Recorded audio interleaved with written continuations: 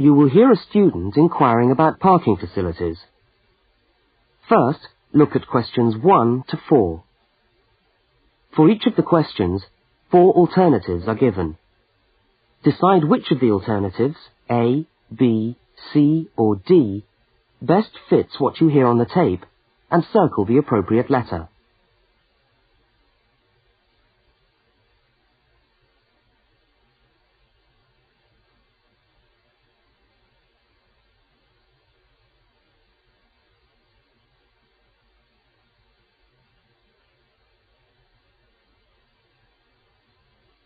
You will see that there is an example which has been done for you. On this occasion only, the conversation relating to the example will be played first.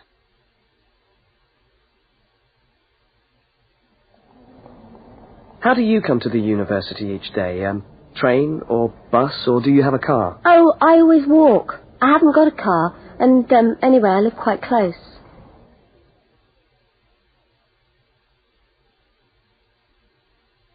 The woman says she always walks, so C has been circled. Now we shall begin. You should answer the questions as you listen, because you will not hear the recording a second time. Now listen carefully to the first conversation and answer questions 1 to 4. How do you come to the university each day? Train or bus, or do you have a car? Oh, I always walk. I haven't got a car, and anyway, I live quite close. Do you know anything about parking rights on the campus? I was wondering whether students are allowed to park their cars on campus or not. Yes. I think it's possible for postgraduate students, but not for undergraduate students. That doesn't seem very fair. No, I suppose not. But simply isn't enough room on the campus for everyone to park. Do you need a parking permit? Yeah, I believe you do. Where do I get that from? I think you can get a parking sticker from the administration office. Where's that? It's in the building called Block G, right next to Block E. Block G? Yeah. Oh, right. And what happens to you if you don't buy a sticker? Do they clamp your wheels or give you a fine? No, I think they tow your car away. Oh, really? Yeah. And then they fine you as well, because you have to pay to get the car back. I'd better get the sticker then. Yeah. Where exactly is the administration office again? I'm new to this university and I'm still trying to find my way around. Right. You go along Library Road, past the tennis courts on your left and the swimming pool on your right. Yeah. And the administration office is opposite the car park on the left. You can't miss it. So it's up Library Road, past the swimming pool, opposite the car park. Right, I'll go straight over there. Bye, and thanks for the help.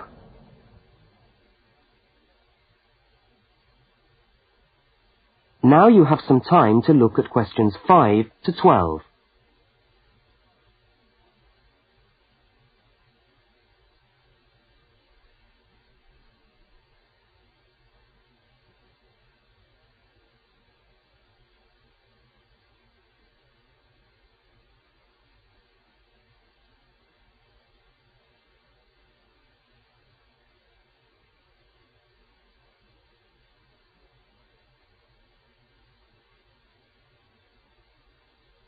As you listen to the next conversation, complete the application form in the spaces numbered 5 to 10 and answer the questions numbered 11 to 12.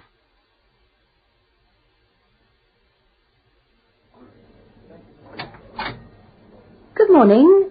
Can I help you? Yes, I was told to come over here to get a parking sticker. Is this the right place? Yes, it is. Are you a postgraduate student? Yes, I am. Okay. Well, I'll just need to take some details. Your name? Richard Lee. That's spelt L-E-E. Richard Lee. And the address? Flat 13, 30 Enmore Road. How do you spell Enmore? Oh, E-N-M-O-R-E. And that's in the suburb of Newport. N-E-W-P-O-R-T. Faculty? I beg your pardon? Which faculty are you in? Oh, Architecture, the Faculty of Architecture. Right. And the registration number of your car? Let me see. LXJ50... Oh, no, sorry. I always get that wrong. It's LJX058K. LJX508K? No, 058K. Ah. And what make is the car? It's a Ford. A Ford. Fine. Well, I'll just get you to sign here, and when you've paid the cashier, I'll be able to issue you with a sticker. All right. Where do I pay? Just across the corridor in the cashier's office. Oh, but it's 12:30 now, and they close at 12:15 for lunch. Oh. But they open again at 2:15 until 4:30. Oh.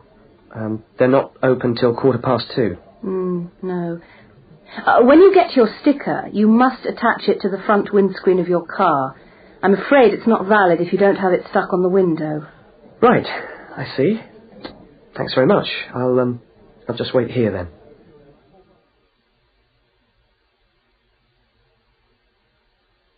That is the end of section 1.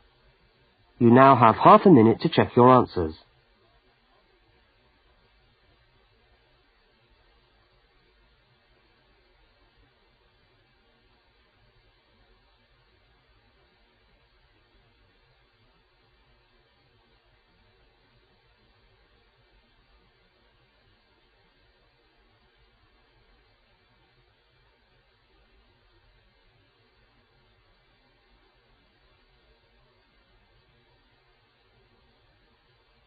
Now turn to section 2.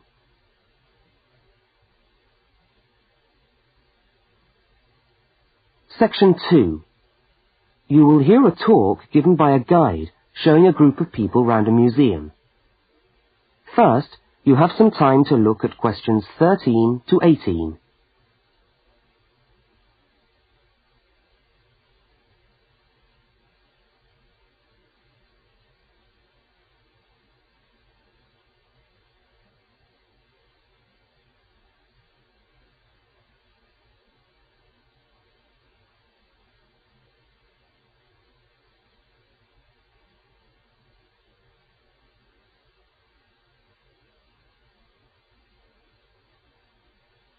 Now listen to the guide and complete the notes by filling in the numbered spaces 13 to 18.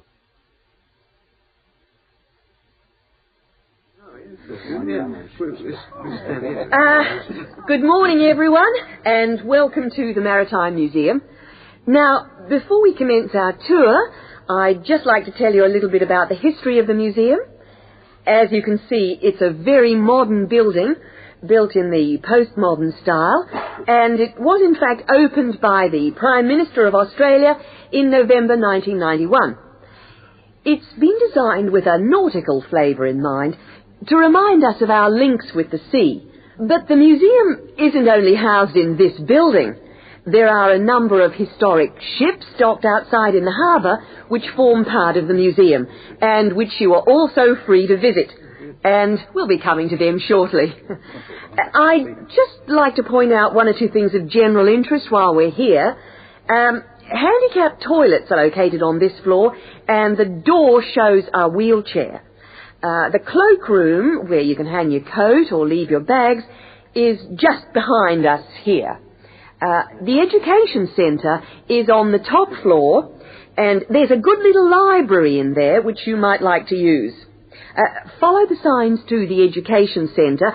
You'll see a lot of little green arrows on the wall. The green arrows will take you there.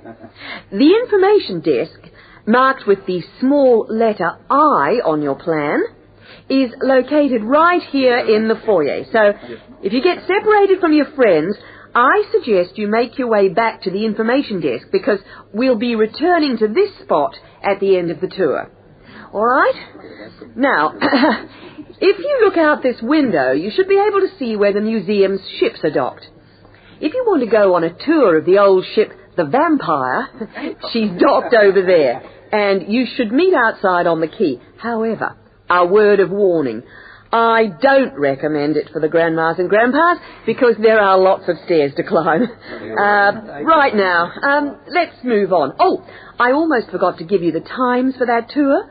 Now, tours of the vampire run on the hour, every hour, all right?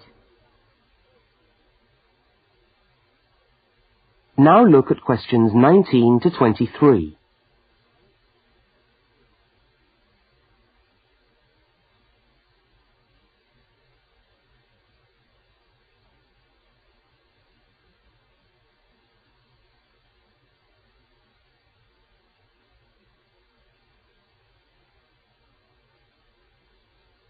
As you listen to the rest of the talk, complete the notes in the numbered spaces 19 to 23.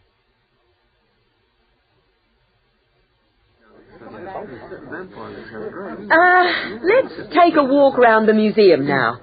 The first room we're coming to is the theatre. This room is used to screen videos of special interest, and we also use it for lectures. There's a continuous video showing today about the voyages of Captain Cook, so come back here later on if you want to learn more about Captain Cook. Now, we're moving along the gallery known as the Leisure Gallery. This is one of our permanent exhibitions, and here we try to give you an idea of the many different ways in which Australians have enjoyed their time by the sea. Surfing, swimming, life-saving clubs, that's all very much a part of Australian culture. At the end of this section, we'll come to the picture gallery, where we've got a marvellous collection of paintings, all by Australian artists. I think you can buy reproductions of some of these paintings in the museum shop. They're well worth a good look. Now, we're coming to the Members' Lounge. Now, as a member of the museum, you would be entitled to use the Members' Lounge for refreshments. Membership costs $50 a year or $70 for all the family. So it's quite good value because entry to the museum is then free. And down at the far end of this floor, you'll find the section which we've called Passengers and the Sea. In this part of the museum, we've gathered together a wonderful collection of souvenirs from the old days when people travelled by ship. You'll find all sorts of things there. Old suitcases, ship's crockery, first-class cabins decorated in the fashion of the day. Just imagine what it must have been like to travel first class.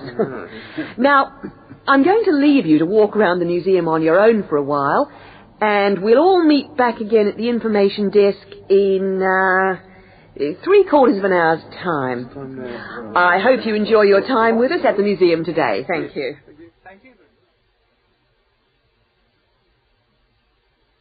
That is the end of section 2. You now have half a minute to check your answers.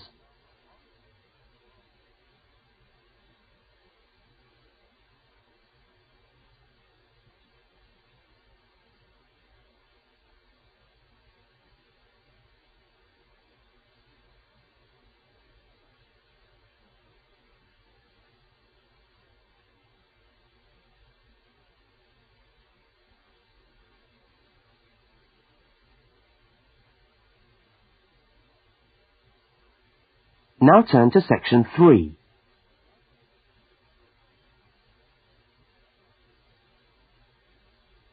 Section 3. In this section, you will hear a university student, Mark, talking to a tutor and another student about a topic he has studied. Now look at questions 24 to 32.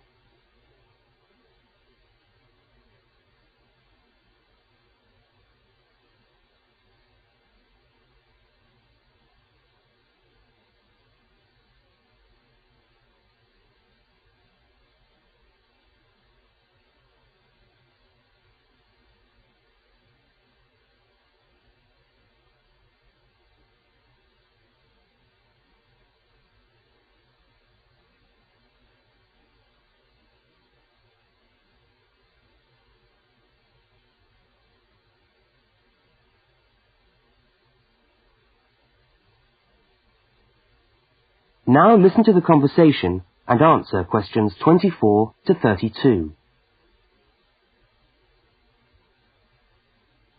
Okay, everybody. Good morning. Good morning. Morning. It's Mark's turn to talk to us today, so Mark, I'll ask you to get straight down to business. All right. Now, following on from what we were discussing last week in Susan's tutorial on approaches to marketing, you were going to give us a quick rundown on a new strategy for pricing, which is now being used by many large companies, known as revenue management, before we go on to your actual tutorial paper on sales targets. Is that correct? Yeah, okay, well... So, what exactly is revenue management? Well, it's a way of managing your pricing by treating things like airline tickets and hotel rooms rather more as if they were perishable goods. Yeah, I just tried to book a ticket yesterday for Perth, and would you believe there are 3 different prices for the flight? Right, and what was the rationale for that? Well, the travel agent said it depended on when you book and the length of the stay. Like, it's cheap if you stay away for a Saturday night, presumably because this isn't business travel, and even cheaper if you buy a ticket where you can't get a refund if you have to cancel. In that case, the ticket cost about half the price. You wouldn't think it would make that much difference, would you? Well, it does, and that's basically because the airlines are now treating their seats like a commodity. You see, if you want a seat today, then you pay far more for it than if you want it in 3 weeks' time. That seems rather unfair. Well, not really. When you think about it, that's just common sense, isn't it? Well, I suppose so. What this actually means is that in the same row of seats on the same flight, you could have 3 people who have all paid a different price for their tickets. And is this just happening in Australia? No, it's the same all over the world. Airlines are able to market a seat as a perishable product with different values at different stages of its life. Well, like mangoes or apples at the market. Yeah, it's exactly like that. The fact is that the companies are not actually interested in selling you a cheap flight. They're interested in selling the seats and flying airplanes that are full. Mark, why do you think revenue management has come about? Well, as far as I can see, there are 2 basic reasons. Firstly, because the law has been changed to allow the companies to do this. You see, in the past, they didn't have the right to keep changing the prices of the tickets. And secondly, we now have very powerful computer programs to do the calculations, and so the prices can be changed at a moment's notice. So you mean 10 minutes could be critical when you're buying a plane ticket? Absolutely. That's right. Yeah. And I understand we've almost reached the stage where these computer programs that the airlines are using will eventually be available to consumers to find the best deals for their travel plans from their home computer. Heavens, what a thought. So the travel agent could easily become a thing of the past if you could book your airline tickets from home. Are there any other industries using this system, or is it restricted to the airline business? No, many of the big hotel groups are doing it now. That's why the price of a bed in a hotel can also vary so much, depending on when and where you book it. It's all a bit of a gamble, really. Yeah, and hire car companies are also using revenue management to set their tariffs, because they're also dealing with a commodity, if you like. So the cost of hiring a car will depend on demand. Well, thank you, Mark, for that overview. That No was trouble. well researched. Now, let's get on with your main topic for today. That is the end of section 3. You now have half a minute to check your answers.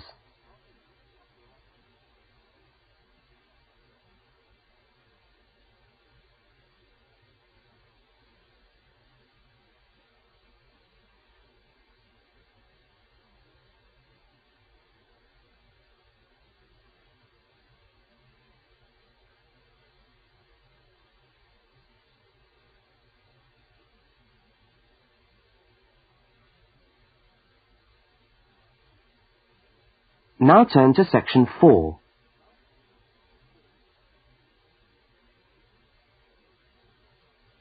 Section 4. You are going to hear a short talk on space management in supermarkets. First, you have some time to look at questions 33 to 37.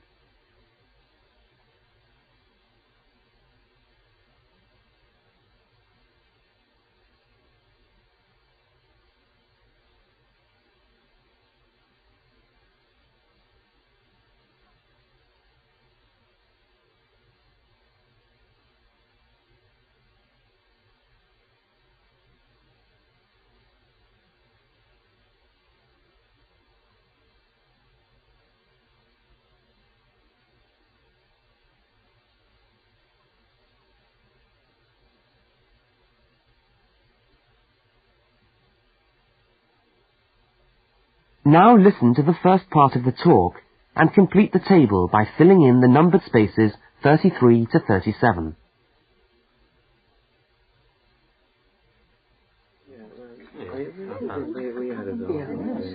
Good morning. Welcome to this talk on space management. And today I'm going to look particularly at space management in the supermarket. Now, since the time supermarkets began, marketing consultants like us have been gathering information about customers' shopping habits. To date, various research methods have been used to help promote the sales of supermarket products. There is, for example, the simple and direct questionnaire, which provides information from customers about their views on displays and products, and then helps retailers make decisions about what to put where. Another method to help managers understand just how shoppers go around their stores are the hidden television cameras that film us as we shop and monitor our physical movement around the supermarket aisles. Where do we start? What do we buy last? What attracts us, etc.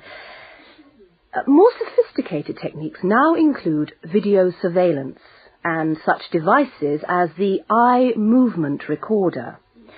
This is a device which shoppers volunteer to wear taped into a headband and which traces their eye movements as they walk around the shop, recording the most eye-catching areas of shelves and aisles. But with today's technology, space management is now a highly sophisticated method of manipulating the way we shop to ensure maximum profit. Supermarkets are able to invest millions of pounds in powerful computers which tell them what sells best and where. Now, an example of this is Spaceman, which is a computer program that helps the retailer to decide which particular product sells best in which part of the store. Now, Spaceman works by receiving information from the electronic checkouts, where customers pay, on how well a product is selling in a particular position. Spaceman then suggests the most profitable combination of an article and its position in the store. Now you have some time to look at questions 38 to 42.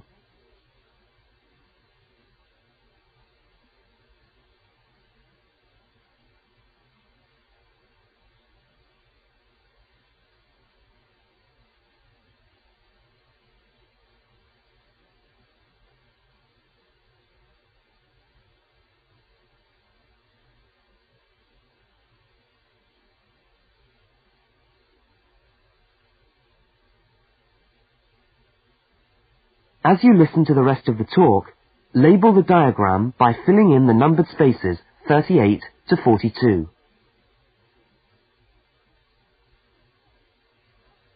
So, let's have a look at what we know about supermarkets and the way people behave when they walk down the aisles and take the articles they think they need from the shelves.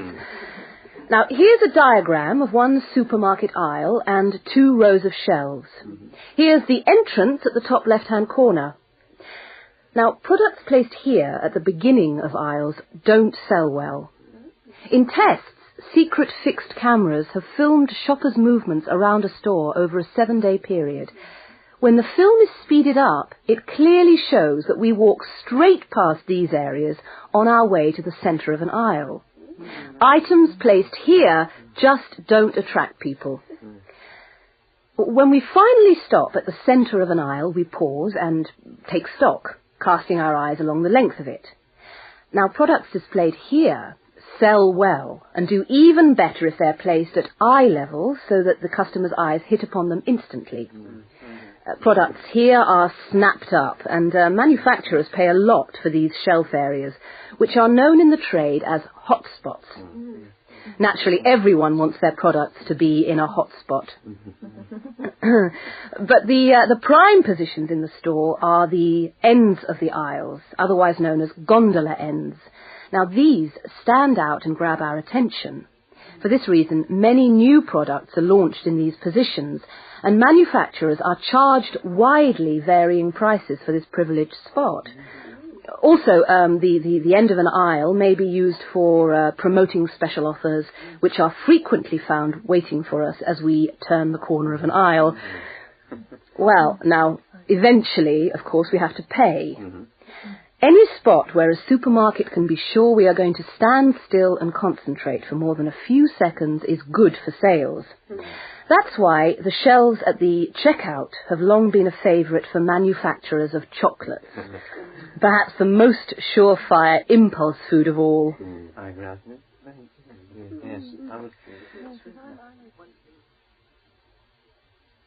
That is the end of section 4. You now have half a minute to check your answers.